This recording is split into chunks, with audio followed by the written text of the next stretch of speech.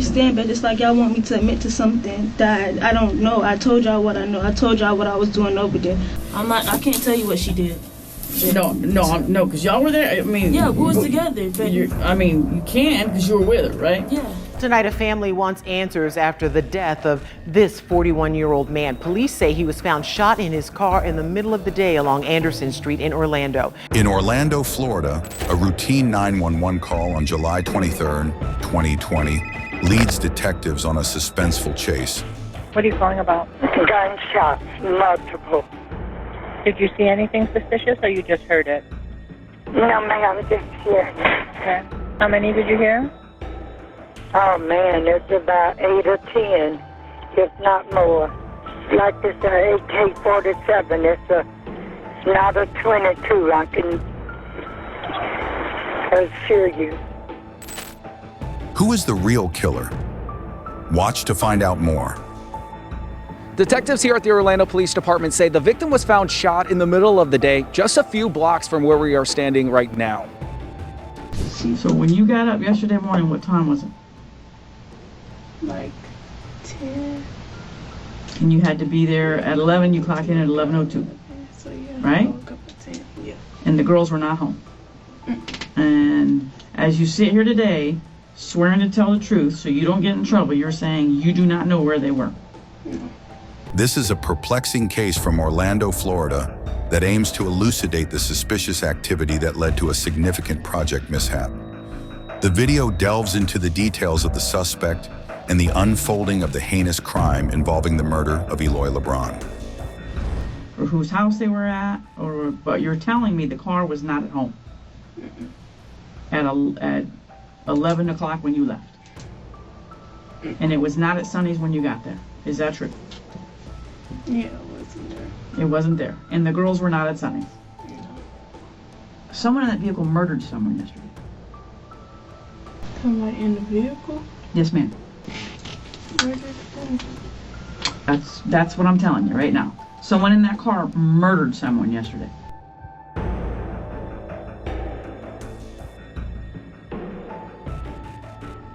The beginning of a very intense investigation was initiated by a frantic phone call to 911 made on 23rd and July 2020 from Orlando, Florida.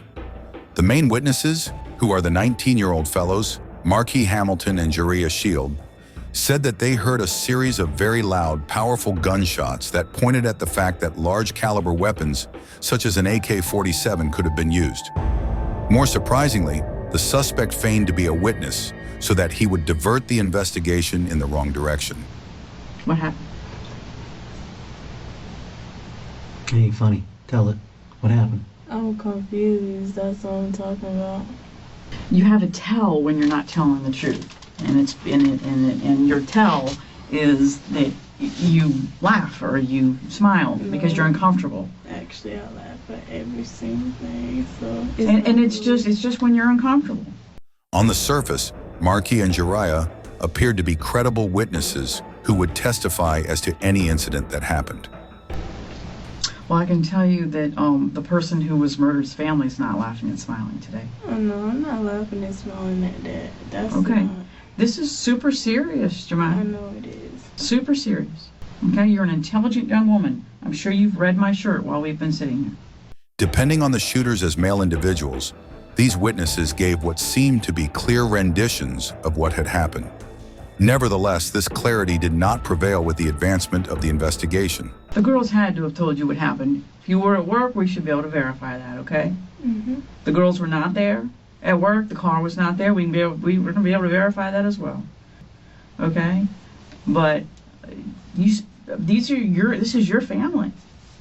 I know, but okay? You're in the car with them. You go pick them up. You go home with them. You guys are all the same age, approximately. But we're not really like that close. That's what I'm trying to tell you. Cause you expect me to know everything. We're not really like. Not everything, but is it every day that your family is involved in homicide? No. Okay. If you want to sit here and tell me and make me believe that you don't know who your cousin and your sister and your cousin are dating, which I find very hard to believe. This got to a climax when the witnesses that were to be called started giving out different testimonies. They later described the shooter as a female, a contradiction that made detectives have more questions to ask. This shift problematized their trustworthiness and made it difficult to identify wrongdoers with any precision.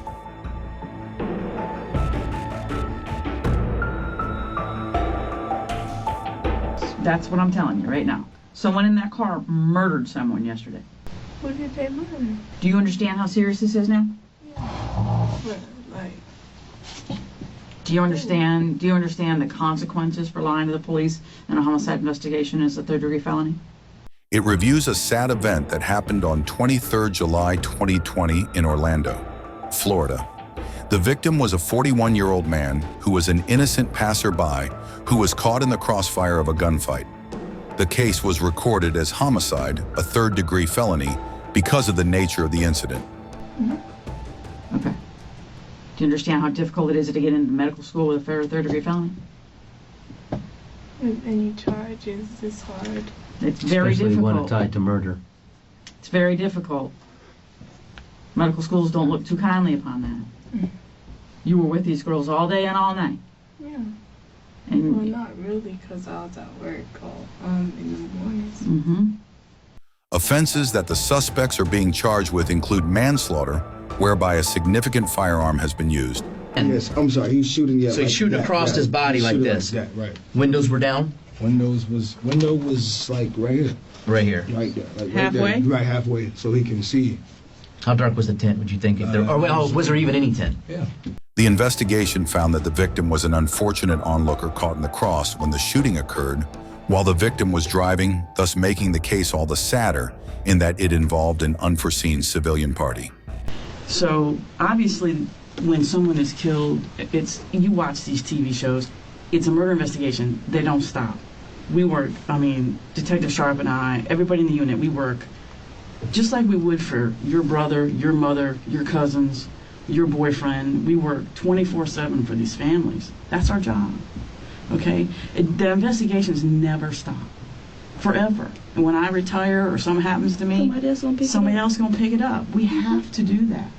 So we have been working this for 2 months now. It'll be 2 months. In a couple days, it'll be 2 months. This family is desperate. They need answers. They want to know what happened. I understand, but it's like y'all want me to admit to something that I don't know. I told y'all what I know. I told y'all what I was doing over there. I should never been over there. I already told y'all. It's like y'all want me to just say I was shooting, which I was not shooting. I never pulled a trigger in a day of my life. Okay. And you know, and I don't know that Detective Overfield agrees with me on this, but you know, I looked at you and said, I know you didn't. Of course, you said I didn't. And I looked at Jaria and I said, I know you didn't. Because girls don't do that shit. Girls don't have beef like that. Mm-mm. If you do, you're going to go to scrapping. Yeah, you're right. You're going to get on social media and sell each other out. That's what girls do. Okay? You might tell your boy, I don't like that girl, I don't like that boy, da-da-da, and let them handle it. Absolutely, but You might set a motherfucker up to get shot. That's what girls do. not this one. Okay. Too But small what I'm for that. saying is I looked at both of you dead in your eye and I said, I know you didn't. The prosecution contended that the victim was an innocent person who was an unfortunate casualty of a crossfire. The accused first deceived the detectives because the latter thought that they were planning to act as witnesses. This also difficult the work of the detectives in the search for the truth.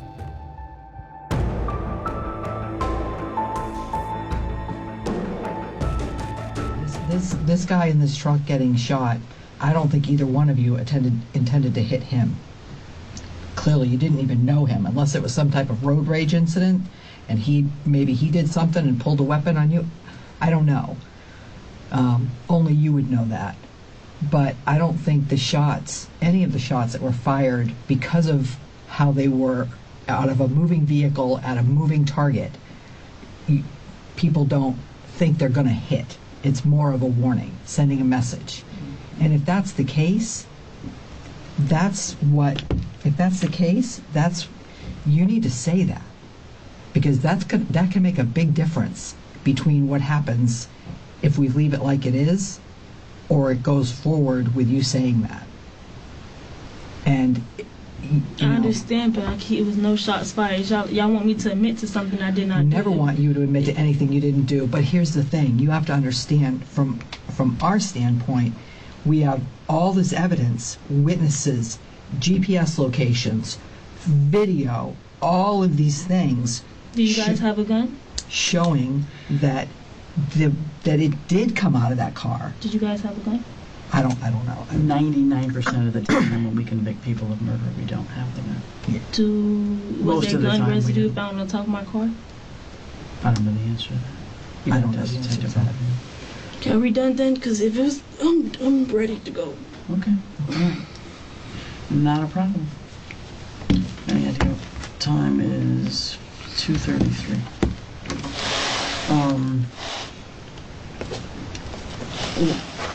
What I was hoping to hear. Do you need that? Okay. What I was hoping to hear from you when I talked to you about the victim was some remorse and some apologies to the family. But I apologize, because what if that was me? Or I understand they're grieving. I understand they're going through it. But me saying sorry, like I did it or had something to do with it or knew that somebody did it, I don't. I don't. So I'm sorry for their loss. But not for any responsibility that you might have had in that, I guess. I don't have no responsibility in it. None. No. Okay. All right, honey. Good luck to you. Okay. See you later. Yeah. If you need anything, just knock on the door, okay? Thank you. Have a nice day. You too. As the trial began on August 10, 2024, Marcus Shield and Marquise Hamilton faced charges of manslaughter involving a firearm. Although both were out on bail, the prosecution maintained that the victim was an innocent bystander caught in the crossfire, emphasizing the need for accountability. Did you girls shoot at him? No. No. I ain't that. No. Got the ball to shoot at nobody. I thought you wanted to be a sniper. Not shooting at somebody for what reason? To protect myself. I don't know.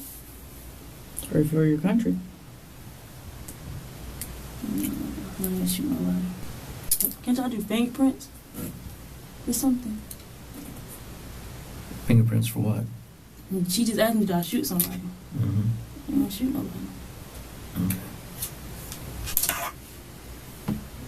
Why is it that folks are telling us that the gunshots came from your car? That all of the gunshots, and believe me, there was more than 5 to 7, came from your vehicle. Never owned a gun, never touched a gun, never even shot a gun. Did you loan the car to someone? No. I can't tell you what she did. No, because y'all were there. I mean, yeah, we was together. But you can because you were with her, right? Yeah. So unless you're lying about being there when the shots were fired, and somebody else had the car, y'all had it, we right? had the car. And what time was this? She picked me up around 12-ish, 1 o'clock, like around. From Brandon's? Yes, I had texted her and I said, cousin, come get me. I had to go to wash my clothes. Do you know where she was coming from? No, I do not. Because she had your car all night. I don't know where she was coming from. I say. So obviously, the only person that had that car was y'all girls. Yeah. Ain't nobody. Shoot. We work for the people who could no longer speak. Okay? And I'm yawning because we have not slept since yesterday.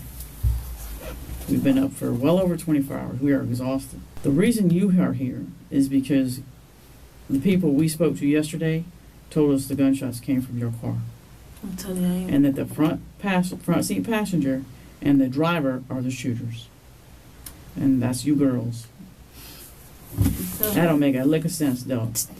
I'm not shooting no pistol. I never shot no pistol. It was only me and Jari in our car. I don't know why they said we was the one shooting the car. That's what they told us.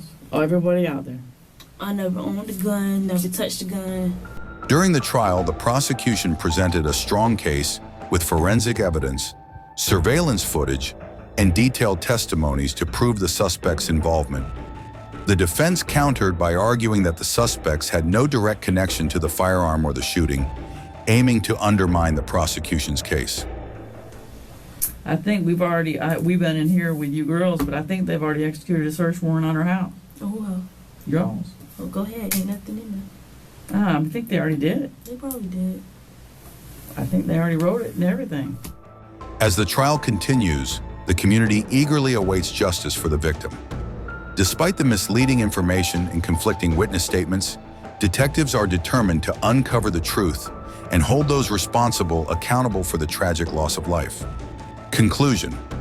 The video highlights the efficiency of detectives in recognizing the ingenuity of the witnesses and identifying them to be the actual criminals in the case of manslaughter.